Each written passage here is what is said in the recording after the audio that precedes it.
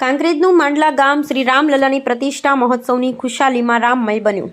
સમગ્ર વિશ્વ જ્યારે રામમય બન્યું છે, અયોધ્યામાં ભગવાન શ્રી રામજીની પ્રતિષ્ઠાના ભવ્યાતિ ભવ્ય પ્રતિષ્ઠા મહોત્સવ પ્રસંગે સમગ્ર દેશમાં ઠેર ઠેર શોભાયાત્રાઓ નીકળી।